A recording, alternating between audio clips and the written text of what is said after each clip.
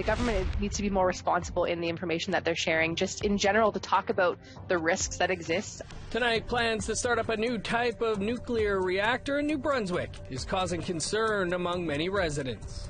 Unfortunately, there are elected officials that abuse the trust that was reposed in them by the membership. And we meet a lawyer that started an organization that fights for band members' rights.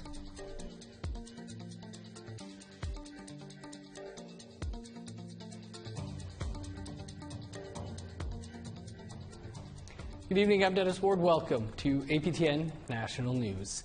We begin in Ottawa, where at today's COVID update, the Prime Minister shared some promising news on the vaccine front going into the summer and fall.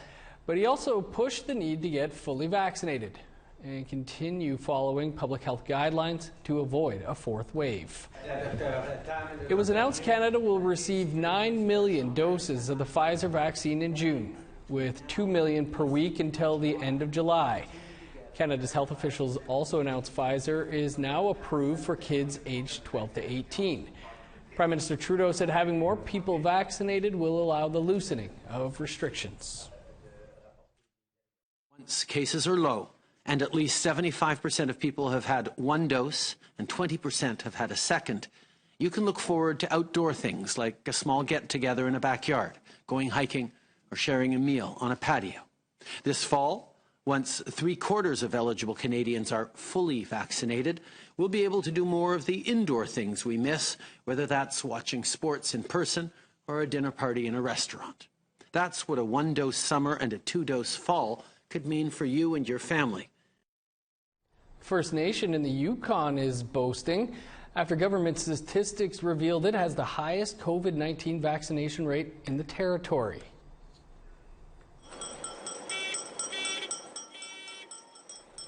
Champagne and Ajax First Nations in the community of Haines Junction currently has the highest vaccine rate of any First Nation in the Yukon. 88% of eligible residents there have received their first dose, and 81% have received their second. The First Nation says community efforts like offering transportation, a strong social media presence, and holding Q&A sessions have helped its success. We just had this whole fulsome support apparatus behind a very, very consistent message. And that was, we're not forcing you, we're encouraging you, but we're also really encouraging you to find out for yourself, make that decision on your own.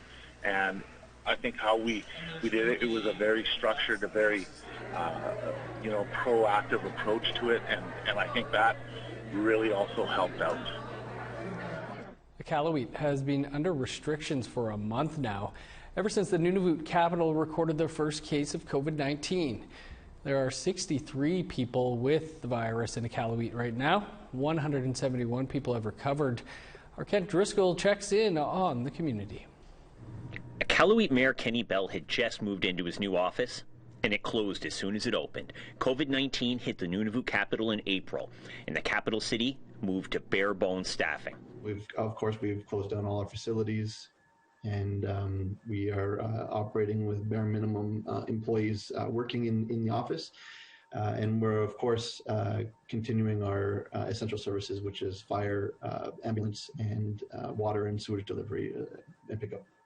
The Nunavut government has been saying for a month that partying is one of the major causes of the virus spreading in Iqaluit. Residents were encouraged to call the police to report parties. The thing is, some residents called RCMP and were told to call the city's municipal enforcement department. As late as Friday last week, the Premier was forced to take to Twitter to correct the Justice Minister. Justice Minister George Hicks, one of the MLAs from Iqaluit, told concerned people to call the city. The Premier had to tell people to call the police. I'll tell you, it's been extremely frustrating, Kent. It's been about 11 days now that I've been, in talks with the minister about specifically about the call-in number. So we want the people to be calling in the RCMP. The Dr. Patterson, CPHO, has said call the RCMP. Despite the request to call the RCMP, no individual in Nunavut has been fined for breaking COVID-19 health regulations. Essential businesses have stayed open the best they can, but even the bigger retailers are having trouble keeping up. The smaller ones just hope to survive. Yeah, we've been pushing the government for more business support, more small business support. But I'll tell you, Arctic Ventures and Northmart, they're not doing that well either. They're short on staff right across the board. Last time I heard, Northmart was 26 people short.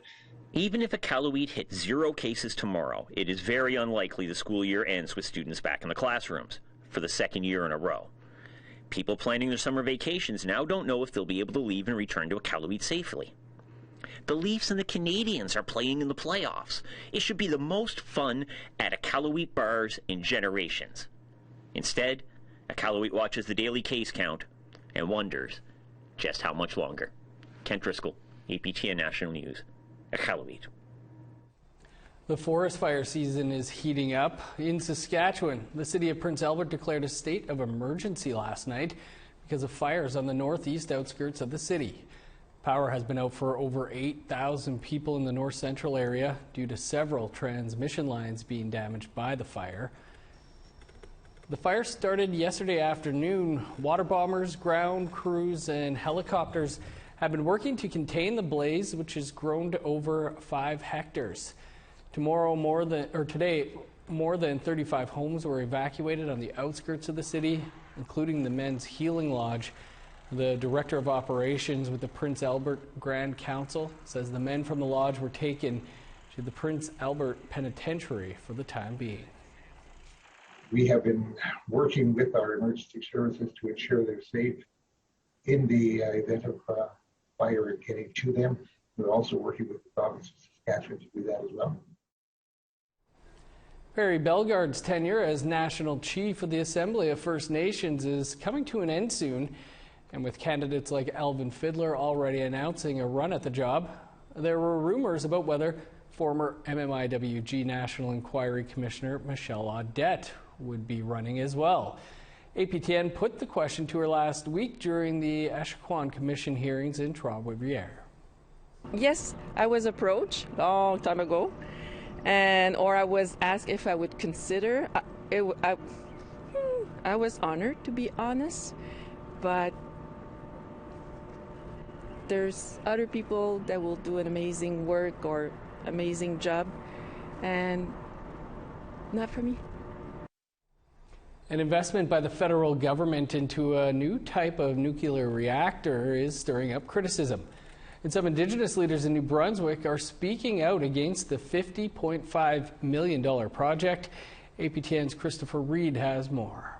Recycling facility. Moltex Energy Canada is getting $50.5 million to develop what the nuclear industry calls a small modular reactor, or SMR.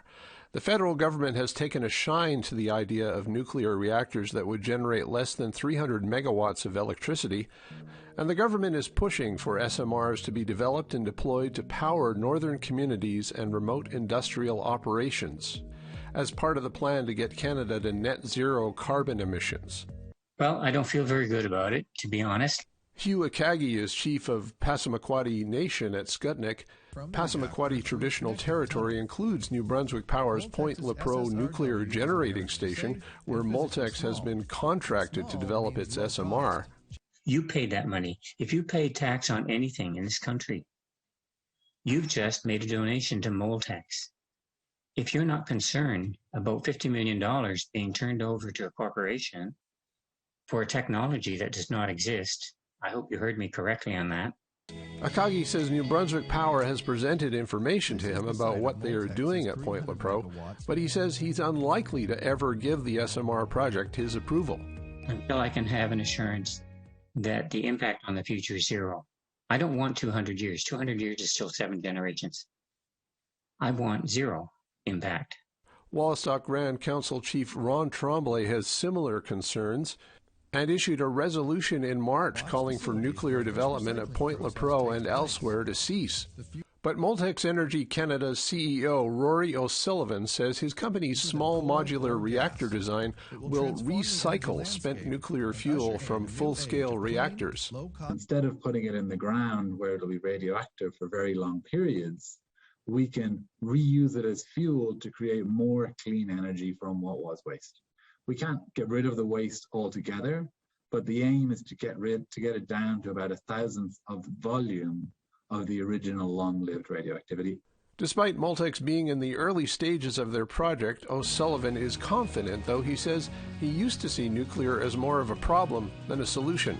When I graduated as a mechanical engineer, I saw that nuclear is potentially too expensive, has the waste issue, has a potential safety issue. Well, actually, with these innovative new designs, you can potentially have nuclear power that is lower cost, cheaper than fossil fuels. You can deal with, you can get much safer solution using innovation, and you can potentially deal with the waste. So that's when I personally came around to maybe we really need to look at nuclear a bit more. Gordon Edwards doesn't share O'Sullivan's confidence.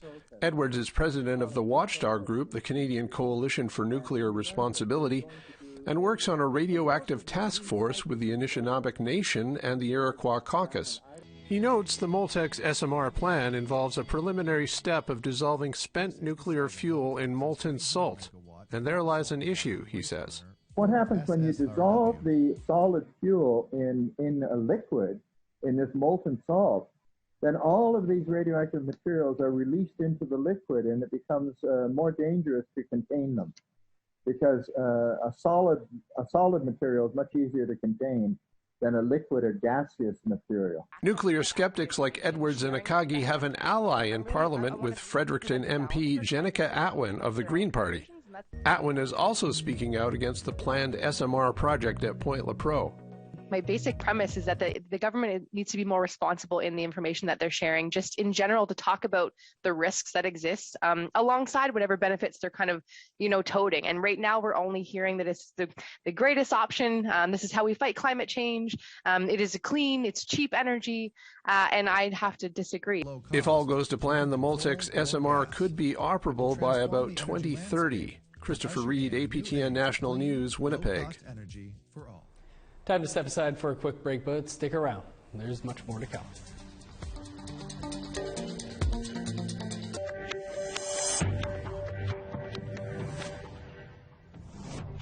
Welcome back. A nonprofit organization based in Fort McMurray, Alberta, is helping band members from across the country get accountability from band leadership. APTN's Chris Stewart spoke to Rob Louis, the founder of the Band Members Alliance and Advocacy Association of Canada. Rob Louis has a law degree and is working on his master's. He has seen too many band members not get their rightful share. Sometimes it's because of elected chiefs or council members misusing funds. Louis, who now calls Fort McMurray home, decided to try to help. He recently began the Band Members Alliance and Advocacy Association of Canada, working with other lawyers to take bands or individuals to court. Unfortunately, there are elected officials that abuse the trust that was reposed in them by the membership. At times, I'm seeing it is a single act of financial impropriety. Other times, it's been decades of systemic wrongdoing. Band members with concerns can contact Rob at bmaac.org to report improprieties. We receive, on average, every week about 20 to 50 calls from band members across Canada. Most of the time, these band members just want to be heard. So I will set aside, 15 minutes to half an hour just to listen to them. And at times, there's nothing that BMAC can do. But at the end of it, the band member is just happy that somebody listened to them. Although still new, the organization has made an impact. In only a matter of a few months, we've helped band members in British Columbia, Alberta, Saskatchewan, Ontario, with primarily with election matters. We also have helped band members obtain their per capita distribution when Chief and Council decided to deny them. Louis says until more bands are fully transparent, the courts are an option. The purpose of the Band Members Alliance Advocacy Association of Canada isn't just to sue chiefs. What we're trying to do is provide a way for band members to exercise their voice and their rights at the same time. And it looks like the courts are the only place that band members can do this. Rob Louie will be seen on the May 21st episode of APTN Investigates for Trust or Profit, Part 2 by John Murray. Chris Stewart, APTN National News, Edmonton. A new project is looking at how the dispossession of Indigenous lands nearly destroyed Indigenous economies. Cashback is the latest red paper from the Yellowhead Institute. It's about the value of Indigenous lands and restitution from the perspective of stolen wealth. For more, we spoke earlier with one of the co-authors, Shiri Pasternak. Shiri, thanks for being with us. Can you tell us about this latest red paper, Cashback, what it's all about? Absolutely. Every year, the Yellowhead Institute publishes a marquee report that is a central issue that communities are grappling with across the country.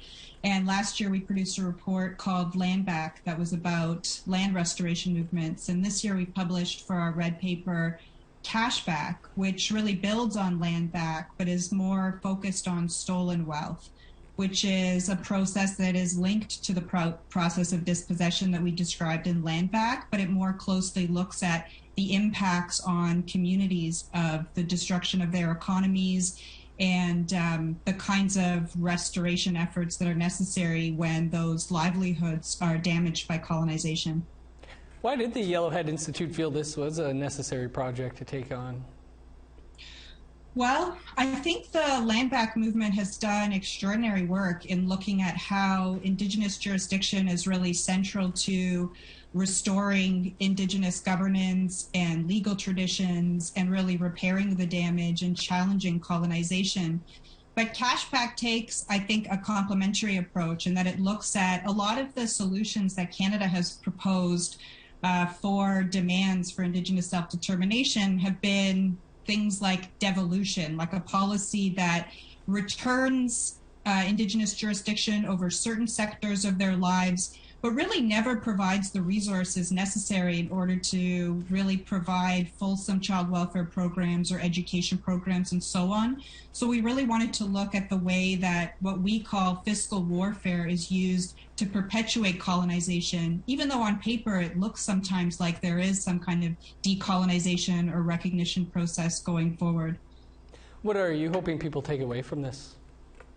Well, the report is organized into 3 parts, and I think each part provides an important diagnostic and vision for what cashback looks like. The first section of the report is called How Canada Got Its Economy, and it really looks at and documents how intergenerational wealth was accumulated by private companies and by Canada through the dispossession of Indigenous lands, and really tries to show that that really started this massively unequal Canada between First Nations and the Crown.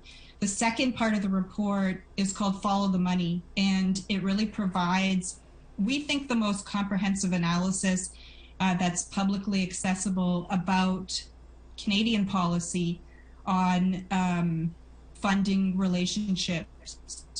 You know, they're so convoluted and so technocratic. It's almost banal to talk about this stuff, but Art Manuel used to say, on the other hand, you don't need a doctorate in economics to know who's going to be rich and who's going to be poor if you look at the distribution of land in the country. So we look at how funding agreements and fiscal relationships and policy have really masked over what is the ongoing theft of Indigenous lands, territories, and resources. And in the final section called How to Get That Cash Back, the main takeaways there are we present really just a handful, 10 different visions that different Indigenous people, communities, groups, organizations have, where they are already continuing the work that's been going on for generations for the restoration of Indigenous economies through treaty-based funding proposals, through litigation around treaties, through abolition movements, youth movements involved in trying to restore resources to keep communities safe outside of state structures and so on.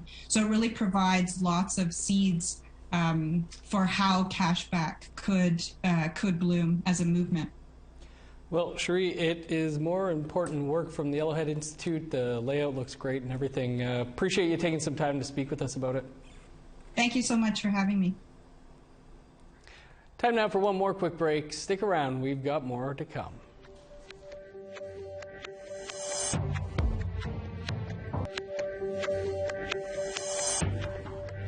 Welcome back. Let's take a look now at our photo of the day. 10-year-old Winston Hooker-Ridgen of Winnipeg sent us a photo of his 1-year-old tabby cat named Manouche. Taking a nap in the sun, Manouche is Michif, the language of the Métis, meaning cat. For the chance to be our next photo of the day, send in your photo to share@aptn.ca. Let's see how much sunshine there's going to be in tomorrow's weather forecast. Starting on the East Coast, 12 for St. John's, 15 in Halifax, 6 with snow in Inukjuak, rain, and 7 in Kuujjuaq.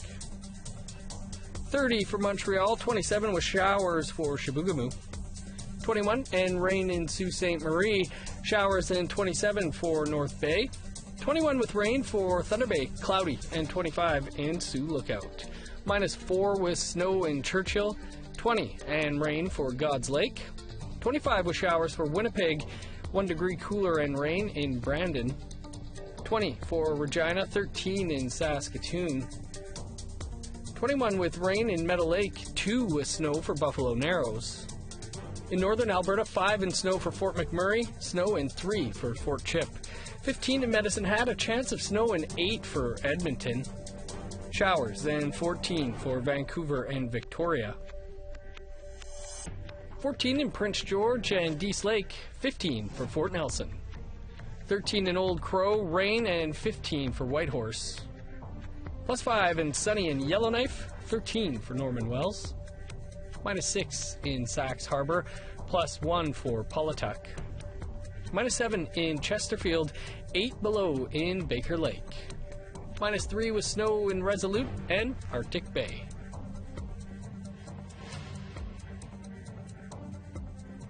Award-winning Cree journalist Connie Walker is our guest on Face to Face tonight.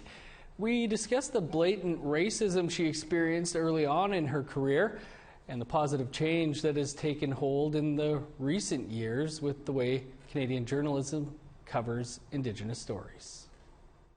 I feel like what has happened in the last 5 to 7 years is something I couldn't have even really imagined when I was a young journalist. You know, it's been this incredible transformation in terms of, I think, not just the volume of stories about Indigenous people in Canada, but also the kinds of stories. And it's been, I think, a huge transformation and one that has been so exciting to get to feel like I've been a part of. And you can catch our entire interview with Connie Walker in less than a minute's time. That is all the time we have for your APTN National News for this Tuesday. For news anytime, visit our website, aptnnews.ca. I'm Dennis Ward. Thanks for tuning in. Have a great night.